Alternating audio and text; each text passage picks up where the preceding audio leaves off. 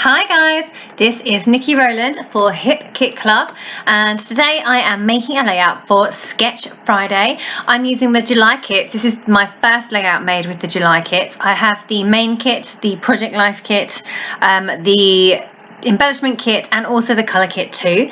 The sketch this week, it has got a grid on it. Here we go. And we've also been told to flip the sketch, so I am going to rotate it by 90 degrees so that it's the other way around. So my grid will be going in a kind of like a vertical line rather than horizontal. So yeah, and I'm also going to mix things up slightly. I'm going to use a different sized photo, and I'm also end up moving my whole layout over to the left hand side a little bit. So sketches are great. There's always a good starting point, good inspiration, but you don't have to stick to them exactly if they don't quite suit what you're doing. So I love a sketch.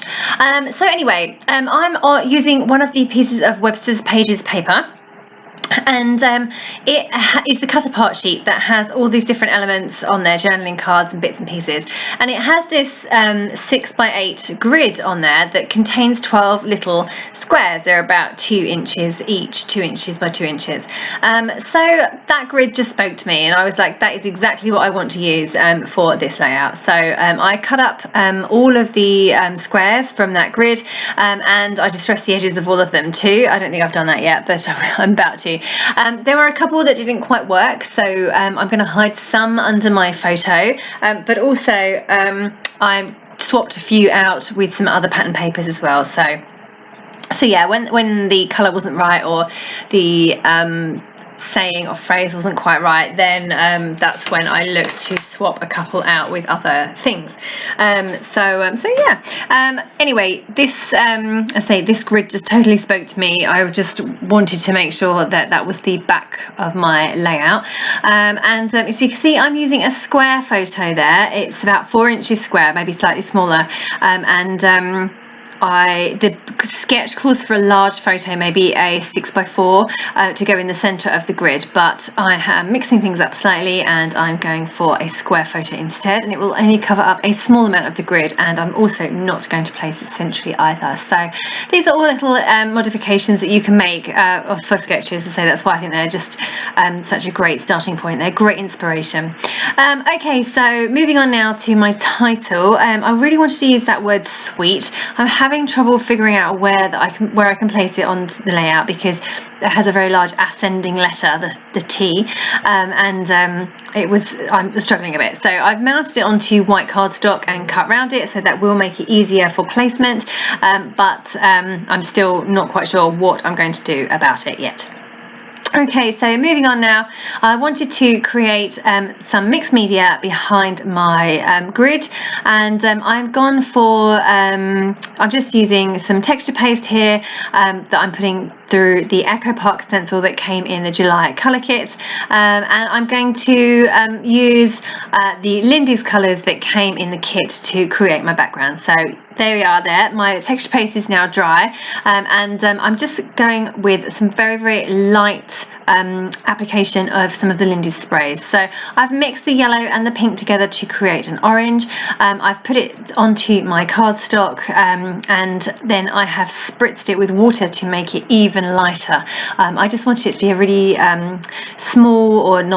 light wash of colour rather than dark and intense. And the Lindy's Starburst sprays really are quite intense, so I wanted to make sure that my colours were nice and pale, and kind of pastel colours really. So yeah, so you can see exactly how I did that there. I flirted with the idea of using the blue Lindy's as well, but it's so intense, and even though there is blue in my layout, I thought it might lose the effect of the pale wash of colour behind the grid, so I decided not to use the blue. And now I'm just going in with some splatters, so I mixed the two colours together again to make the orange, and now I'm just going in with some yellow. So I've added my splatters mostly after my background is dry, so that they don't bleed into the colour, and they sit on top as splatters are supposed to look like. So yeah, anyway, so I'm just drying that with my heat tool and making sure that my background is completely dry, and then I can go in and add in my grid and sort my layout. So you might have noticed that before I applied the stencil, I put 4 dots, one on each corner of where the grid was going to sit, and that's so that I could place my grid back in the right place. So okay, so I've done that. My mixed media is in the right place and my grid is in the right place. That was the point of the dots, basically marking out the area of where I need my mixed media to be. I wanted my mixed media to extend above and be below the grid, not to the sides. So that's exactly what I've done here, and you can obviously see it between the gaps on the grid too, rather than it coming out from from the whole way around the grid. Okay, so I'm now just sticking all of my pieces in place. So I'm raising all of them up on foam pads except the 4 that are going underneath my photo. Those I'm sticking flat. And that's because I'll raise my photo on foam pads, and therefore I didn't want my photo to be miles off the page, and so I didn't need 2 lots of layers there. So yeah, so just getting all of those raised on foam pads right now, and yeah, getting that stuck in place, and then I can add my photo and then I can start embellishing. So right, here we go. I'm going to add my photo now. Oh, sorry for the camera shake there. I'm now not entirely sure what I want to do with the background. So the sketch has got these labels at the top and the bottom, or as I've rotated it, it's obviously on the right and the left. I decided not to go with labels, but to go with a strip of colour on the right hand side and a small outtake of colour on the left hand side, so a little small area. You'll see how I do that in a moment. So I'm just going to use a sheet of the blue cardstock that came in this month's colour kit, and it's not colour kit, cardstock kit, and get that stuck to my layout there. And then I'm using this piece of paper by Dear Lizzy. It's called Let's Flamingo. It's a great paper. It's got flamingos on one side and these fantastic navy loops on the other side. So I've just there you go, torn the edge of my layout, torn the edge of the blue, and then I've kept the blue loops intact. So I've now got this nice area of colour on the right hand side of my layout, which goes with the labels, if you like, on the sketch. I do need to mimic that on the other side, but I've got distracted by the embellishments in this month's kit. So I'm currently going through the Hip Kit Club exclusive ephemera that came in the main kit. It has lots of fruity icons and other bits and pieces like beach themed and summer themed, outdoors themed. It's a really great mix. It has loads of stuff in it, and lovely beautiful colours obviously that match the papers, because that is what Hip Kit is best at. So yeah, so I got distracted by those and I was trying to figure out where I'm going to put that title that I was really struggling with.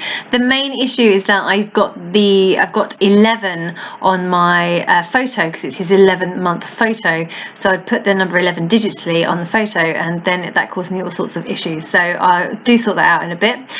You'll see that I just, on the left hand side of the layout there, I just cut a small bit out of the edge. I distressed it with scissors, and I'm adding another piece of that navy loop paper, Dear Lizzy paper, on that side, just to create another area of colour on the left hand side to mimic the one on the right, and also to represent the labels that's on the sketch too. Okay, so that's just being stuck in place now. I'm getting that stuck down. I've obviously used a piece that's far too big. I could have used a much smaller piece than that, but there you go. So yeah, back to my title. I'm still fiddling with it. I still can't quite decide what I'm going to do. So I'm now just going to have to go for it and stick it down. So I'm using foam pads to stick that down. Having mounted it on the white card already, that makes things a lot easier. It means it's easy to move around and figure out where I want it, and it means that things don't show through the gaps in the letters either. So yeah, and it means also I can raise it on foam pads, whereas I wouldn't have been able to if it was stuck flat. Now I've just put, now I'm basically going back to the sketch, and it has stars in certain places, so they kind of represent embellishments. So I am now creating 2 embellishment clusters where the stars on the layout are supposed to go, yeah, I'm just creating this the cluster in to the bottom left of the photo. I've added some thread, gold thread, and a couple of embellishment stickers and things, and I'm doing the same at the top right of the grid too. So I've added some threads to mimic the one at the bottom left of the photo, and some pieces of ephemera too. So I'm just kind of building that up now, and keep adding and adding and adding, fiddling around basically. So on the top right square of the grid, it's a blue colour, so I thought I'd bring in some blue embellishments there. So I've got that camera, I had a like a parasol, and some other little bits and pieces are going there. I've got a label currently stuck to my finger. It's like a tab that pokes out from behind. I've had to stick that in place with glossy accents because it's going on top of some thread, so I didn't have a good area to stick to. I really love these really super cute rub-ons by One Canoe 2 from the Saturday Afternoon collection. I'm just adding a couple in place, just cut out the hearts, and I'm just putting a few of those in place. They're a lovely kind of rose gold colour. It goes so beautifully with this month's kit.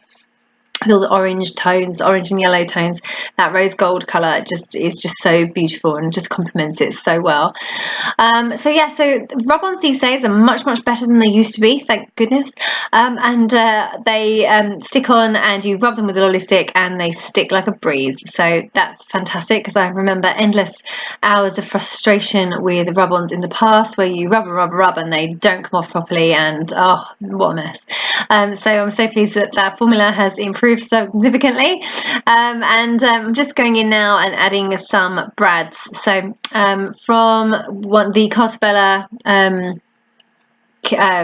pack of decorative brads that came in the kit, I'm adding a few of those. They have some really sparkly gems, and they have some little pearls as well, so a nice selection. And on one of them at the top, I didn't want to go through too many layers with a brad, so I cut the shaft off and stuck it on rather than poked it through my layout. Okay, so I'm coming in now with another title. So even though I have the word sweet across my layout, I did want to document the fact that this is his 11-month photo. So I've used a set of thickers, that's the gold ones that came in the kit, to write the word 11, and then I've used the teeny tiny Pinkfresh Studio office hours yellow stickers, alphabet stickers, to write the word months. I'm now just going through and finishing off my clusters. I've added some enamel dots in there. I love the Pinkfresh Studio, just the little lovely enamel dots. They've got some really beautiful colours in there. Initially, the Just Little Lovely collection seems really girly, but actually it's got some nice blue tones in too. So anyway, I'm pulling out the blue enamel dots, and I'm just writing in my journaling there, and that is my layout complete. So thank you so much for joining me today. I hope you've enjoyed my layout for Sketch Friday, and I hope this will inspire you to go and join in with the Sketch Challenge this week, hosted on the Hip Kit Club Facebook group. That was Nikki Rowland for Hip Kit Club. Happy scrapping!